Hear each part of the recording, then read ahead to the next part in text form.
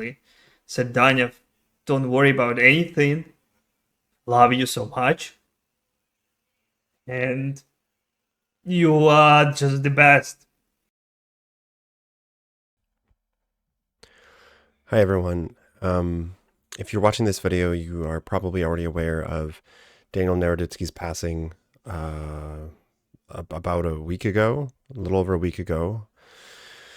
And I've wanted to make a video on this for quite a while now, and I actually tried making a video on it, and it didn't go well. I have been like deeply disturbed and devastated more than I really understand because, like many of you, I didn't know him. I spent a lot of time watching his videos, certainly. um, and, you know, I was sitting in bed, lying in bed rather, and I don't remember if I saw the article, some article or a YouTube video or something. I just know that right when I understood, it was like this feeling of just, oh no, oh no, this is not possible. That did not happen, just pure shock.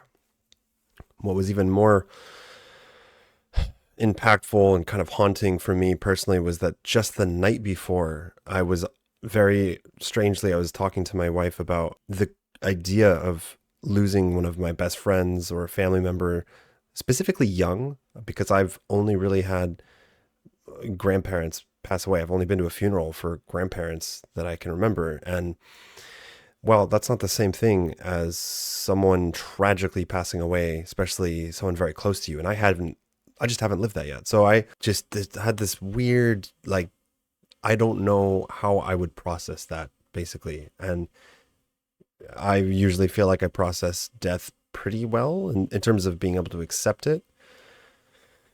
And so when this happened and I saw the news, man, like it just broke my heart. It absolutely broke my heart. And it's still, to be honest with you, very difficult. I've literally the past week, I've been almost obsessed. I mean, I've probably watched every video, not every video, but most videos of most of the big YouTubers and many other YouTubers making tributes to Danya. Anna, what's her name? Anna, you know the one. She's just breaking down crying, and it just absolutely leveled me. So much of what she said was what I was already thinking. So I want to talk about how to honor Daniel Naroditsky because I think that the circumstances of his passing are very tragic, regardless of whether we have the toxicology results or not, regardless of what happened.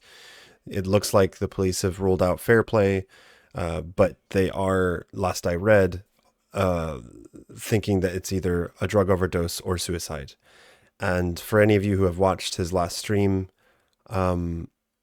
it's, I mean, my experience of it really broke my heart. It was really, really hard to watch this guy that I've, watched on YouTube for just such a long time, such a pure soul, such a humble, kind, generous. I mean, that's the one damn thing you see in every video with all these tributes is just, wow, what a kind, generous, funny, smart, like hell, eloquent individual. And I think that speaking for myself, and maybe this is what a lot of you feel, I think that's what makes this so hard is that, I'm 31 years old and Daniel passed away, if I understood correctly, like a couple weeks or a few weeks before his 30th birthday. And that is just way too young. Um, that's way too young. And for such a brilliant human being that had so much to give, that was so much in giving, right? Like even his YouTube and speedrun videos and all that stuff, it was all helping teach people. So that's one of the most heartbreaking parts about all this, I think. The second part for me that makes it really difficult to swallow all of this is that you guys might have seen, I came out with a video about online chess addiction a few months ago that people seem to enjoy because people resonated with it. I think there's a lot of people, a lot of you left comments in the video sharing your experience with chess addiction, and I was specifically, it was more with online chess addiction, and I can't help but I will not deny that that absolutely plays a part in the story with Daniel. He has talked about himself, his sleep habits, and and maybe not chess addiction. Like, I don't think he actually used those words, but he's talked about some of his unhealthy lifestyle choices, sleeping, playing bullet and blitz when you know you shouldn't be, or you're not in the greatest of moods. That can get to anyone, and that's kind of what's heartbreaking about that last stream, is that, you see this individual that is so, just looked like tormented, honestly, just looked like he has been through hell. And continuing to just play another game. He just wanted to play another game, while his friends, from the Charlotte Chess Center came and were just saying, like, look, you can keep playing, just stop the stream. That bit to me was the second, like, really heartbreaking moment, because I may not be the best chess player. I certainly am not. But I do know a thing or two about mental health. I take it very seriously. It's one of my biggest passions. And I don't just restrict it to chess and chess players. I mean, it's anyone, right? Like, for me, seeing anyone not okay, struggling, battling depression, anxiety, really any of those things, I take it very deeply to heart, and I want to help people because I have been through things myself. And the better you feel, typically, the better you feel, the more you want other people around you to feel better. And the worse you feel, well, it depends, but sometimes you just want to make other people's lives hell. Other times, like, if you're depressed, it can really kind of crack open your shell and open you up to the world, and lead to a very vulnerable, like, compassionate, empathetic place. So I would like to say that we honor Daniel Naroditsky by recognizing how kind he was beyond his insane chess skill, just such, first and foremost, a kind human being. And we all recognize how important it is to put your mental health first, put the mental health of your friends, those around you, first. I have said, and many people have said, and I will continue to say, guys, this is a goddamn board game, and no one should have to endure something like he had to go through with Kramnik. I will say that I personally believe Kramnik absolutely had a part in this. I think his actions and behavior are pretty despicable. I would go far as to say that. I don't like going on a witch hunt, because that's exactly what Danya, I don't think, would have wanted. Maybe towards the end, after so much suffering, he was probably, I know he was just sick of it.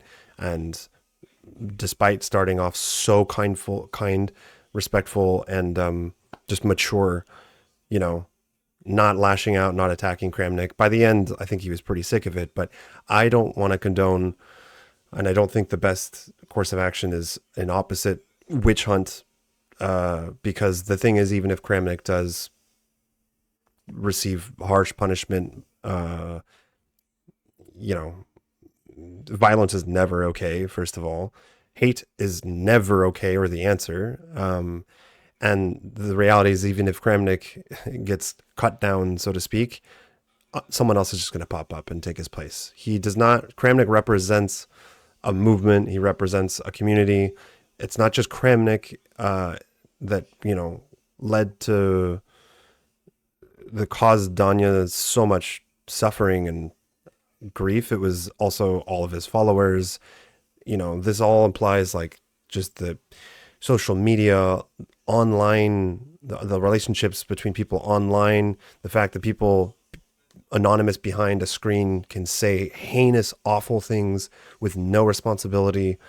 You know, all of these, there's so many problems, so many like issues that are at play here. But anyways, to get back to the point, in regards to Kramnik, all I will say is that yes, I absolutely believe that Danya deserves justice.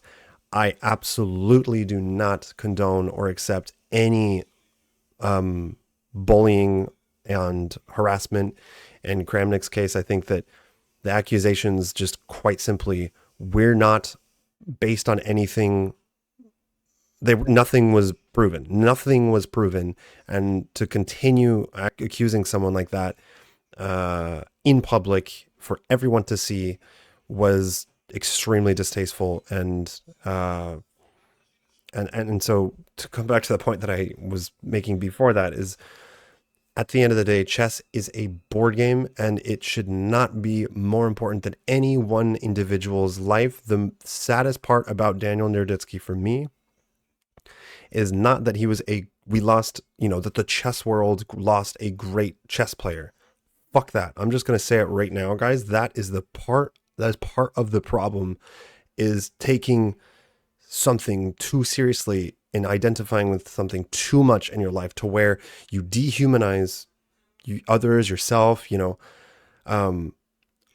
just going to say it. Fuck that. It's a board game, and everyone's life is worth more. Everyone has something unique to offer. No one should endure the kind of behavior that Danya endured in the name of chess. And first and foremost, he was just a beautiful, kind, generous, and so on, human being. And then he was a chess player, and he was passionate about chess. The reason any of us care, the reason any of us are sad and devastated about this, is not just because he's a great chess player, okay? If you guys think about it, it's why does this impact us so much? It's because, like, what a human being, what a kind, generous human being, how many people he touched. Like, just the YouTuber community, the people that actually, or chess players or whatever, the people who actually got the chance to meet him in person, just hearing what they have to say, let alone the entire community, the online community, all of his viewers and subscribers, what you notice in the tributes is that people just are devastated because he was such a kind, self-deprecating, altruistic, generous human being. And I think I didn't realize that to what extent, like, that was the case until, it's like until someone is gone all of a sudden. I just want to, first and foremost, pay homage to such an amazing person that touched me, that affected me, that helped my chess. Yes, I mean, it's not like I just watched his videos because he was a nice guy. I watched a lot of his videos, especially from like 1000 to, for like 800 or even lower, 800, 700 ELO to all the way to like 14, 1500. Daniel Naroditsky was probably like the number one person that helped me improve my chess. And I just want to pay homage to him and say we should honor him by, being kind to people around you. I think that, if you could, if he could speak right now and say what he would want in light of everything that has happened, I think he still would maintain, that attacking and responding with hate is not the answer. In the very beginning, that's what he that's what he said. I remember is, he's not condoning hateful speech, hateful actions, and just going back and turning on Kramnik or anyone else that might accuse him. And he's such a rare individual in that sense. He was so fucking mature. This guy was so mature for his age. It's crazy. So I think that that is how we honor Danya. I don't want, if I can help or do any one good thing on this fucking planet, you know, with my life, if it were to be just to prevent one other person from dying tragically like this, then it, you know, for me, it would be worth it. And for me, the way that I would, I'm sorry if I'm like not making tons of sense, guys. It's hard to get the words out correctly.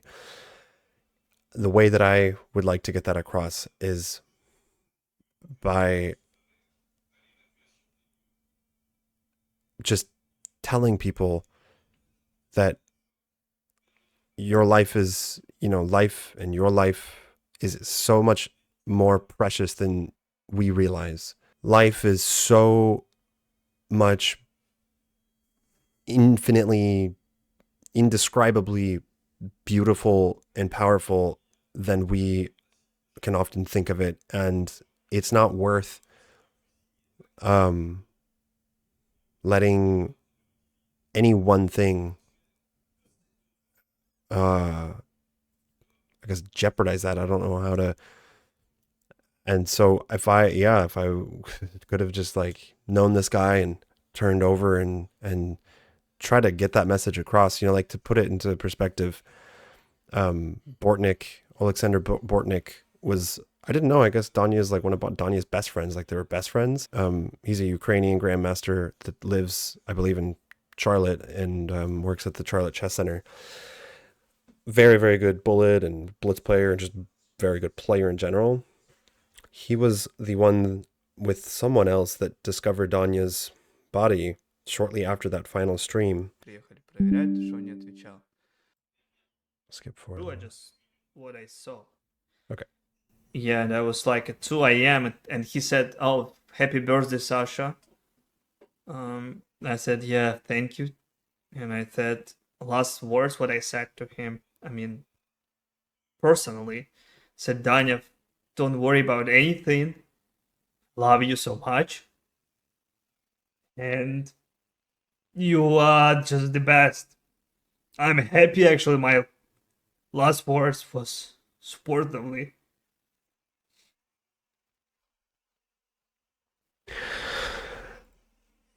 I'm gonna end the video on that, and in fact, I'm just gonna replay that because I think that just really sums up just the whole message. Hate is easy. Hate is easy. Retaliation is easy. And